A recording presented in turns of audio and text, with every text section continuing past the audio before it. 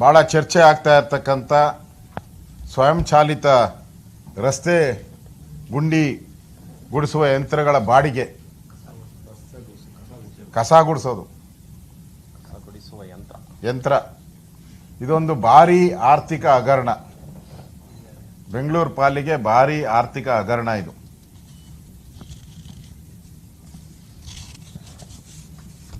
ಸುಮಾರು 2.5 ಕೋಟಿ ಒಂದೊಂದು ಲಾರಿ. ಅದೇ ಕೇಂದ್ರ ಸರ್ಕಾರ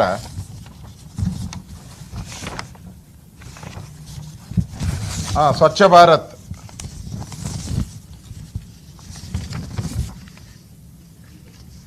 $82 ಲಕ್ಷ ಸ್ವಚ್ಛ ಭಾರತ್ ಅಲ್ಲಿ 82 ಲಕ್ಷ. BSWML ಟೆಂಡರ್ ಅನ್ನ ಆಹ್ವಾನಿಸಿದೆ, ಪತ್ರಿಕೆಯಲ್ಲೂ ಬಂದಿದೆ ಇದು. ನಾನು ಇದು ಪತ್ರಿಕೆಯನ್ನ ಟೆಂಡರ್ ನೋಡಿ ಹೇಳಿರೋದು ನಾನು. ಕೇಂದ್ರ ಸರ್ಕಾರ 82 ಲಕ್ಷ ಸ್ವಚ್ಛ ಭಾರತ್ ಮಿಷನ್ ಅನುದಾನದ ಅಡಿಯಲ್ಲಿ ಖರೀದಿಸುವಾಗ ಮಿಷನ್ ಇದು 5 ನಗರ ಪಾಲಿಕೆಗೆ ನೀಡಕ್ಕೆ ಟೆಂಡರ್ ಕರೆದಿದ್ದಾರೆ. ಇವತ್ತು ಪತ್ರಿಕೆಯಲ್ಲೆಲ್ಲ ಬಂದಿದೆ, ಇದು ಟೆಂಡರ್ ಬಂದಿದೆ. 82 ಲಕ್ಷ ಕಸ ಗುಡ್ಸಕ್ಕೆ. GBA ಇಂದ ಕಾರ್ಪೊರೇಷನ್ ಇಂದ 3 ಕೋಟಿ, ಇದಕ್ಕೆ 3 ಕೋಟಿ. 82 ಲಕ್ಷ ಕೇಂದ್ರ ಸರ್ಕಾರದ್ದು ಟೆಂಡರ್ ಕರೆದು ಮಿಷನ್ಗೆ ಅವರು ಟೆಂಡರ್ ಕರೆದಿದ್ದಾರೆ. ನಮ್ಮ ಕಾರ್ಪೊರೇಷನ್ ಅವರು 2.5 ಕೋಟಿ. ಇದು ಪರ್ಚೇಸು, ಇದು 82 ಲಕ್ಷ ಪರ್ಚೇಸು. ಅಂದ್ರೆ ಪೂರ್ತಿ ಮಿಷಿನ್ ನಮ್ಮ ಸ್ವಂತಕ್ಕೆ ಕೇಂದ್ರ ಸರ್ಕಾರ ತಗೊಂಡು ರಾಜ್ಯ ಸರ್ಕಾರಕ್ಕೆ ಕೊಡ್ತಾ ಇದೆ.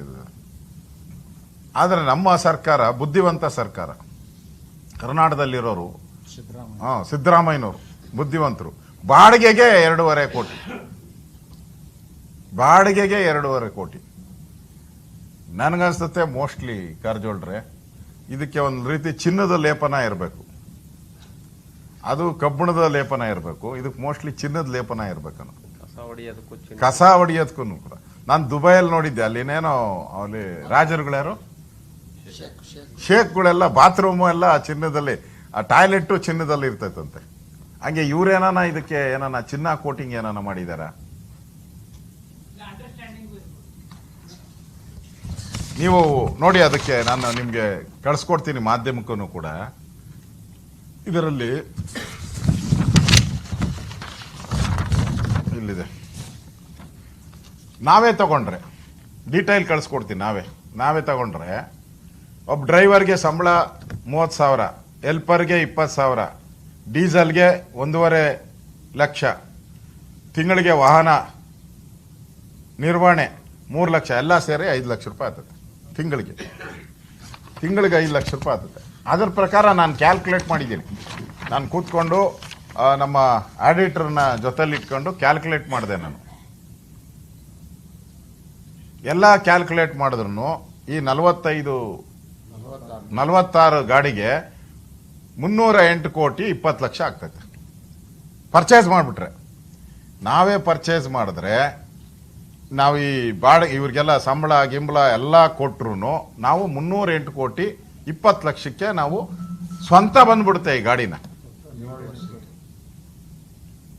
7 ವರ್ಷಕ್ಕೆ ಸ್ವಂತ ಆಗೋತೈತೆ. ಇವರೆಷ್ಟಕ್ಕೆ ತಗೊಂತಾ ಇದ್ದಾರೆ? 613.25 ಕೋಟಿಗೆ ತಗೊಂತಾರೆ ಬಾಡಿಗೆ. ಸ್ವಂತ ಆಗಲ್ಲ ಇದು, ಬಾಡಿಗೆಗೆ. ಬಾಡಿಗೆಗೆ ತಗೊಳೋದು 613 ಕೋಟಿ. ಇವರು ಸ್ವಂತಕ್ಕೆ ತಗೊಂಡ್ರೆ 308 ಕೋಟಿ. ಬೆಂಗಳೂರು ಜನ ತೀರ್ಮಾನ ಮಾಡಬೇಕು. ಟೋಟಲ್ 46 ಗಾಡಿಗೆ ಒಂದು ಗಾಡಿಗೆ 2.5 ಕೋಟಿ. ಅದೇ ಕೇಂದ್ರ ಸರ್ಕಾರ 82 ಲಕ್ಷ ಅವ್ರು ಪರ್ಚೇಸ್ ಮಾಡ್ತಾ ಇದ್ದಾರೆ. ಅಂದ್ರೆ ಇದು ಭಾರಿ ಆರ್ಥಿಕ ಹಗರಣ, ಲೂಟಿಯ ಹಗರಣ ಇದು.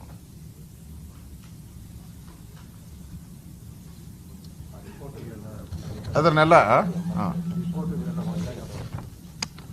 ಅಂದ್ರೆ ನೀವು 1 ಗಂಟೆಗೆ ಇದನ್ನ ಕ್ಲೀನಿಂಗ್ ಎಷ್ಟು ಮಾಡ್ಬೋದು? 1 ಗಂಟೆಗೆ ಕ್ಲೀನಿಂಗು 2 ಕಿಲೋಮೀಟ್ರ್ ಮಾಡ್ಬೋದು.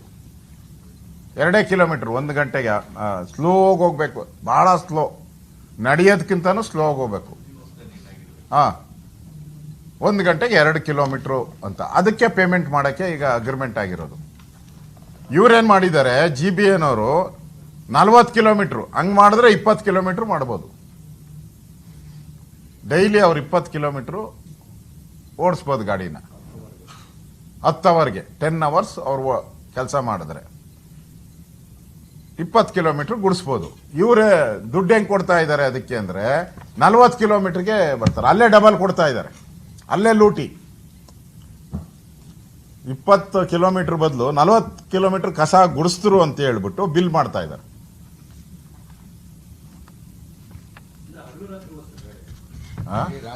ಪೂರ್ತಿ ಓಡಿಸಿದ್ರೆ ಗಾಡಿ ಇರ್ತೈತ ಸ್ವಾಮಿ? ಎಷ್ಟು ಓಡಿಸ್ಬೋದು ಅಷ್ಟು. 10 ಅವರ್ ನಾನು ಲೆಕ್ಕ ಹಾಕಿದ್ದೀನಿ. 10 ಅವರ್ ಓಡಿಸೋದು ಕಷ್ಟನೇ.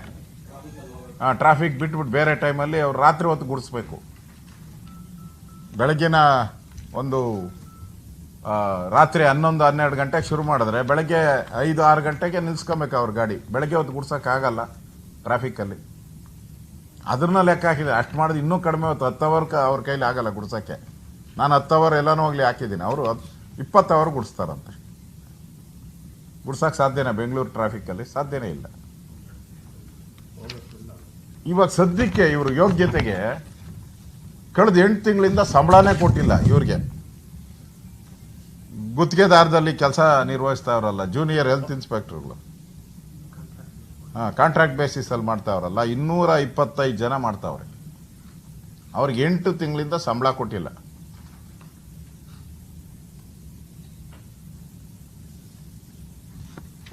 ಅಂದ್ರೆ ಇವ್ರಿಗೆ ಸಂಬಳ ಕೊಡೋಕ್ಕೆ ಯೋಗ್ಯತೆ ಇಲ್ಲ. ಲಾರಿ ತಗೊಳಕ್ ಮಾತ್ರ ದುಡ್ಡೈತೆ.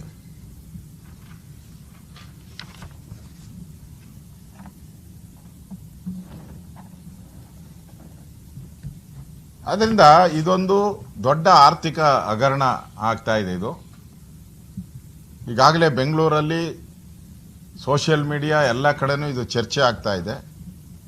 ಇದರಿಂದ ಬೆಂಗಳೂರು ಜನ ಏನು ಟ್ಯಾಕ್ಸ್ ಪೇಯರ್ಸ್ ಇದ್ದಾರೆ ಅವ್ರಿಗೆ ರಾಜ್ಯ ಸರ್ಕಾರದಿಂದ ಮಾಡ್ತಾ ಇರೋ ಮೋಸ, ಇದು ಅನ್ಯಾಯ. ಇಷ್ಟು ದಿನ ಬಿಹಾರ್ಗೆ ದುಡ್ಡು ಕಲೆಕ್ಷನ್ ಮಾಡೋಕ್ಕೆ ಮಾಡಿದ್ರಿ. ಈಗ ನೆಕ್ಸ್ಟ್ ಚೆನ್ನೈಗೆ, ಮಡ್ರಾಸಲ್ಲಿ ನಡೀತಾ ಇದೆಯಲ್ಲ ತಮಿಳ್ನಾಡಲ್ಲಿ, ಆ ಚುನಾವಣೆಗೆ ಇದನ್ನೆಲ್ಲ ಫಂಡಿಂಗ್ ಮಾಡ್ತಾ ಇದ್ದಾರ ಅಂತ ಅನ್ಸುತ್ತೆ.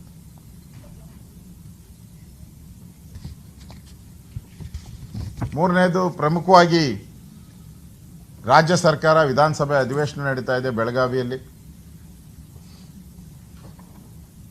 ರಾಜ್ಯ ಸರ್ಕಾರ ರೈತ ವಿರೋಧಿಯಾಗಿ ಕೆಲಸ ಮಾಡ್ತಾ ಇದೆ. ಚಾಮರಾಜನಗರದ ಹೋರಾಟಕ್ಕೂ ಹೋಗಿದ್ದೆ. ಗುಲ್ಬರ್ಗಾ ಇರ್ಬೋದು, ಬೀದರ್ ಇರ್ಬೋದು, ಬೆಳಗಾವಿ ಇರ್ಬೋದು, ಇಡೀ ರಾಜ್ಯದಲ್ಲಿ ರೈತರು ಸಂಕಷ್ಟದಲ್ಲಿದ್ದಾರೆ, ಹೋರಾಟ ಮಾಡ್ತಾ ಇದ್ದಾರೆ. ಅವರ ಪರವಾಗಿ ಈಗಾಗಲೇ ನಾನು ಕೂಡ ಹಲವಾರು ಹೋರಾಟದಲ್ಲಿ ಭಾಗವಹಿಸಿದ್ದೀನಿ. ನಮ್ಮ ಅಧ್ಯಕ್ಷರು ವಿಜೇಂದ್ರ ಅವರು ಕೂಡ ಭಾಗವಹಿಸಿದ್ದಾರೆ, ನಮ್ಮ ಕಾರಜೋಳರು ಎಲ್ಲರೂ ನಾವು ಭಾಗವಹಿಸಿದಿರಿ. ಅವರಿಗೆ ಅವರ ಪರವಾಗಿ ಧ್ವನಿ ಎತ್ತೋದು, ಅವ್ರಿಗೆ ಜೊತೆ ನಿಲ್ಲುವಂಥ ಕೆಲಸವನ್ನು BJP ಕರ್ನಾಟಕ ಮಾಡ್ತಾ ಇದೆ. 27ನೇ ತಾರೀಕು 28ನೇ ತಾರೀಕು ಪ್ರತಿ ವಿಧಾನಸಭಾ ಕ್ಷೇತ್ರದಲ್ಲಿ ನಮ್ಮ ರೈತ ಮೋರ್ಚಾ ಅಡಿಯಲ್ಲಿ ದೊಡ್ಡ ಹೋರಾಟವನ್ನು ನಾವು ಮಾಡ್ತಾ ಇದ್ದೀರಿ. ಜಿಲ್ಲಾ ಕೇಂದ್ರಗಳಲ್ಲಿ ಡಿಸೆಂಬರ್ 1 ಮತ್ತು 2ನೇ ತಾರೀಕು ಜಿಲ್ಲಾ ಕೇಂದ್ರಗಳಲ್ಲಿ ರೈತರ ಪರವಾಗಿ ಹೋರಾಟವನ್ನು ಮಾಡ್ತಾ ಇದ್ದೀರಿ. ನಮ್ಮ ಉದ್ದೇಶ ಏನಿದೆ, ಅತಿವೃಷ್ಟಿ ಹಾನಿಗೊಳಗಾದ ಬೆಳೆಗಳಿಗೆ ಏನು ಪರಿಹಾರ ಘೋಷಣೆ ಮಾಡಿದ್ದೀರಾ, ಇದುವರೆಗೂ ಕೊಟ್ಟಿಲ್ಲ.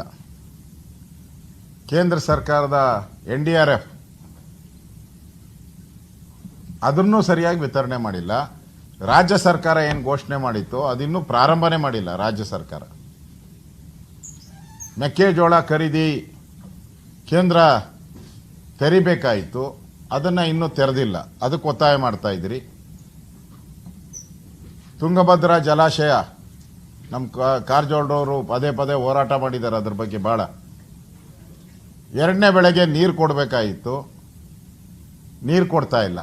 ಅಲ್ಲಿ ರೈತರು ಈಗಾಗಲೇ ಪಾದಯಾತ್ರೆ ಹೋರಾಟ ಎಲ್ಲ ಮಾಡ್ತಾ ಇದ್ದಾರೆ. ಈ ಎರಡನೇ ಬೆಳೆ ರೈತರಿಗೆ ಸಿಗೋದೇ ಇಲ್ಲ. ಅದಕ್ಕೆ ಆ ಎರಡನೇ ಬೆಳೆಗೆ ರಾಜ್ಯ ಸರ್ಕಾರದಿಂದ ಆಗಿರೋ ಅನ್ಯಾಯದಿಂದ ಎರಡನೇ ಬೆಳೆ ರೈತರಿಗೆ ಸಿಗ್ತಾ ಇಲ್ಲ. ಅದಕ್ಕೆ ಪರಿಹಾರ ಕೊಡಿ. ಎಕರೆಗೆ 25,000 ರೂಪಾಯಿ ಪರಿಹಾರ ಕೊಡಿ. ಬೆಳೆ ಬಂದಿದ್ರೆ ರೈತರು ಭಾಳ ಹಸನ ಆಗ್ತಾ ಇತ್ತು. ಈಗ ಸಾಲ ಮಾಡಿದ್ದಾರೆ, ಸಾಲಕ್ಕೆ ದುಡ್ಡು ಕಟ್ಟೋಕ್ಕೆ ಅವ್ರ ಹತ್ರ ಹಣ ಇಲ್ಲ ಈಗ. ಅದಕ್ಕೆ ಎರಡನೇ ಬೆಳೆ ಹಾಳು ಮಾಡಿದ್ದೀರಾ ಸರ್ಕಾರ, ಆ ಬೆಳೆಗೆ ಪರಿಹಾರ ಕೊಡಿ.